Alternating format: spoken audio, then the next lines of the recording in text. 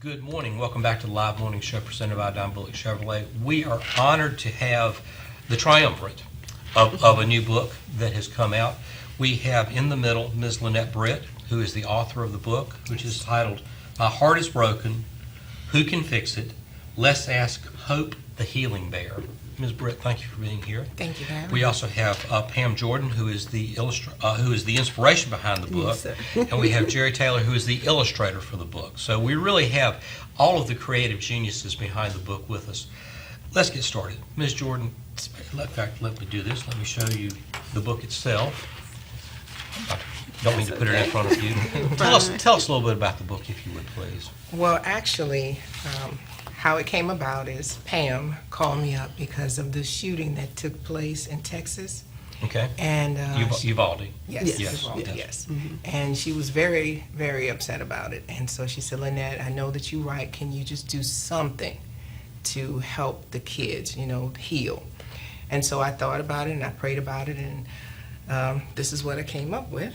And then I had to have an illustrator, so I called Greg Purcell, and he gave me Jerry's number, who was the illustrator, and that's how the book came about. That is truly inspirational. Almost like it was divine that this Absolutely. was to happen this way. Yes. Tell us, and I would like to speak to both of you, but tell us a little bit about the book. What is the theme of the book? The theme is about, let's say, for instance, especially for children, but we thought that it was going to be for children, but it turned out to be more than that. The adults have benefited from it as Okay. well. It's about bullying because, when your heart gets broken, it's wounded. And when you're wounded, then some children, they just don't know what to do. So this is the book that will tell them, look, just tell somebody. That's what Hope the Bear is here for. She gives hope. And we're not talking about just healing, but she gives hope to people who are just hurting. And that's why it says a rhyming book about healing what has hurt you. So just for instance, if someone bullies you or you're abused, it talks about abuse in here as well. It talks about molestation. I mean, this is a very in-depth book that and I'll give you a perfect example. I gave the book to several people to read to their grandchildren and their children. Well, when I came back, and in the book, the back of the book, it will ask you to please, right here, draw a picture of what has made you sad and what will make you happy. Well, the adults came back and they drew the pictures, not the children. And the adults, one of the young lady, we had a meeting with her at a restaurant, and I asked her to read the book. Took her 10 minutes. She came back and she was literally crying. And she wrote, she said, if I had this book when I was younger, the things that had happened to me would not have happened because I would have told someone.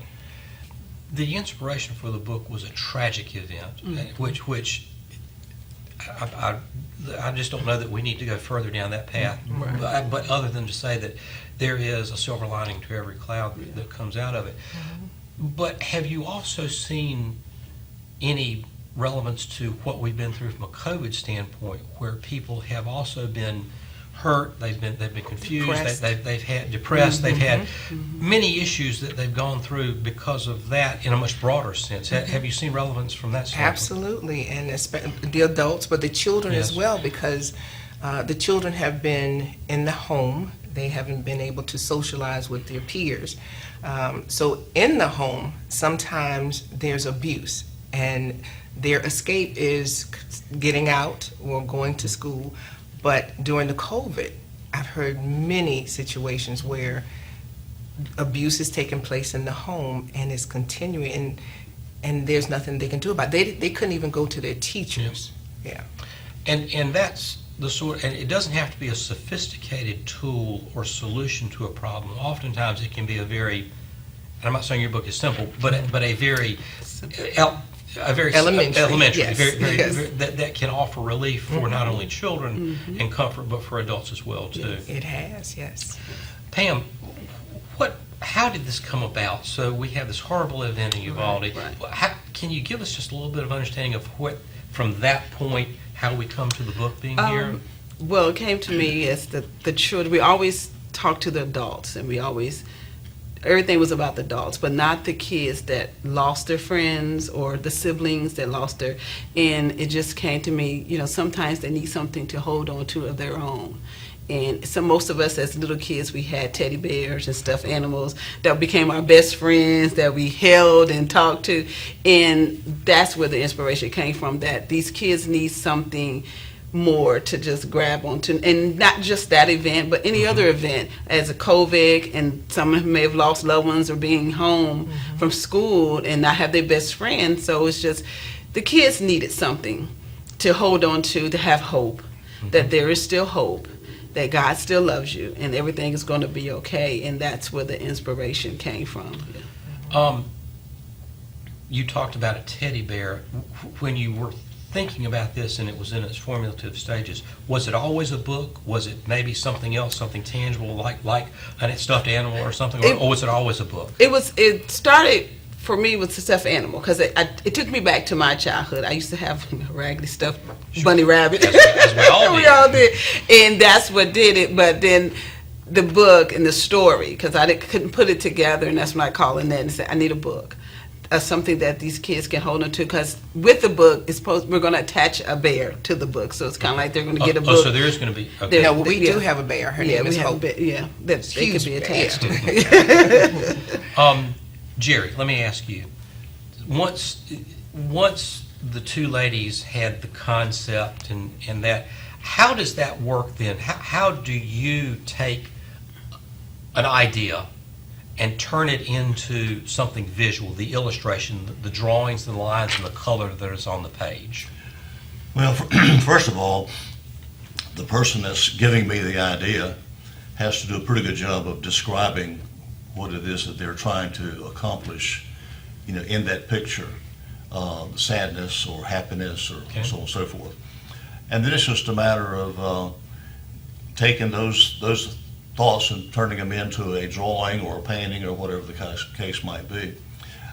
In this case, somewhat cartoonish, which is not my forte necessarily, but it gives you a feeling for the juvenile end of the story, that it is for children to read and so forth. And the characters are pretty ordinary. A bear, most every family has had a teddy bear or something like that. And so it's just a matter of feeling what the writer was trying to convey and then putting it into a picture. We read a book, and especially a book that does not have pictures with it. We have the ability to form in our mind a mental image of what the author is trying to get across, what the people look like, what the scene is, and the better the author. Some authors do a very good job of that. Some authors do not do a good job of that. Some writers don't. Is this, when you were thinking about the bear, is this what you had in mind? Is this the image that you thought it was going to be? Yeah, a little bear just there to help, just grab hold to hope. It just hope. The bear's just hope. Yeah. Have the three of you collaborated before? No. Have the two of you collaborated before? No. How did you find one another? Well, I've known Pam for a while. Okay. But Jerry is wonderful. We met, like I said, Greg called me up and I called Jerry, and we spent, I think, 3.5 hours at a coffee shop, just Jerry and I talking.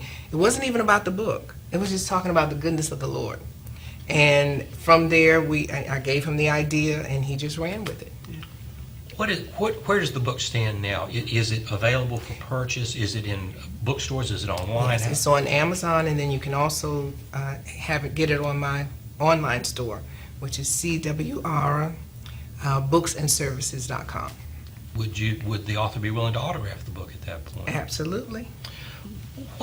Where do you see it going? What would you like to see from this point on happen with the book? The book, okay. Well, we have several things coming up. We have workshops for children that I will be doing in Wilson in November. And like I said, the back of the book, after we read the book, they will have a paint shop. And Jerry's going to help facilitate facilitate that as well. So they'll draw the pictures, and then they'll tell us, how they're feeling. This is several workshops along the way, and one in Virginia as well. So also, I would just like to have it to go all over, because people are hurting. Yes, they are. And they need some kind of hope. And that's why I named the bear Hope, because we do, in this day and time, it just seems like a lot of things are going on and there's no real answers. Tell us a little bit more about the workshops. Are they being held in conjunction with school? Are they in private? How are they coming together? Well, people will call me. So the one in Wilson will be at the Heart for God bookstore. Okay. And that's in November. We plan to do one at the Artisan Center. I'm still working on that. So just different people are calling me to ask me if I can do a workshop. How would someone find out about that if they would like to participate in the workshop? And they can call me up. My number is 252-266-7801. And folks, we'll have this contact information on our Facebook page and here at the station as well too. Before we run out of time, if someone is driving or they're listening online or they don't have a way to write this down, what is the easiest way to find you, to find the book, so that they can tap those resources if they would like to find out more about it? Well, again, they can go online. If they search for My Heart is Broken, Who Can Fix It, or Hope. On Amazon. On Amazon as well. Yeah. Or search by your name as well. Yes, Lynette Britt. Yes, Lynette Britt. And we'll have this information here at the station. Jerry, with regards to the workshops, you're going to be there to provide some artistic help or some help with the students who would like to draw the pictures? I have taught in the past. I don't have any workshops and so forth at this present time because I'm so busy painting. But I have taught at the community college for a few years, Okay. a number of years ago now. But and I do have a private class that I teach in my studio to some ladies that just enjoy it.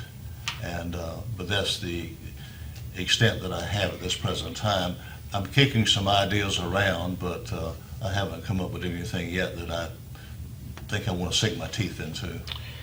The time goes so fast as we wrap things up. Funding. How are you funding the bear and the book at this point? My own money. So, Right now. so if someone were interested in collaborating with you or making a contribution to this effort to try to keep it going or to expand it, reach out directly to you? Absolutely. My company is called Crawl, Walk, Run Productions. Crawl, Walk, Run. Productions. Interesting. Yeah, because you crawl. You walk, then you run. Is there any plan for a sequel? Yes. We are going to, I talked to Jerry because he has one painting that we didn't put in here, and so he told me about it. And it's a Hope the Bear. And the theme of that is we are all one. I mean, we all bleed the same. However, we look different. So that's what I want to get across to children as well, is that even though we are all different, we come from different backgrounds, but when we come together, we're the same. So we're no different, really. Please come back as that goes along, because we'd like to hear more about this, and as a sequel comes about, we would love to have that. In fact, if you'll bring Hope the Bear, we'll sit Hope the Bear in a chair and I have started Hope right to bring her. She's outside in my car, and I started to bring her. Bring her back in. I'll put her on as we close the show up with that. Any last words? Anything that you would like to tell our viewing audience about this? Because I'll be blunt with you. This is the sort of project that strikes home to a lot of people, and the more people that know about it, the more people that I believe will want to become both involved and want to purchase the book, because the message is, it's timeless. It's unfortunate that it's timeless, but it is timeless in terms of being able to speak to folks, and children and adults who are going through grief and sadness and loss. Yeah. Well, my closing words would be, first of all, there is hope, because God is hope. And that's my foundation, is that, without him, I'm hopeless. And I think the world is hopeless. So just make sure that we treat each other and we're kind to one another, because we don't know what people are going through every day. So, It's sad that we would have to remind people of that. Yeah, it is, yeah. Lynette Britt, Pam Jordan, Jerry Taylor, the creative forces behind this book. My Heart is Broken, Who Can Fix It? Let's ask Hope the Care Bear for that. Thank you so very much for being with us. Please come back, keep us informed about this. We would love to know more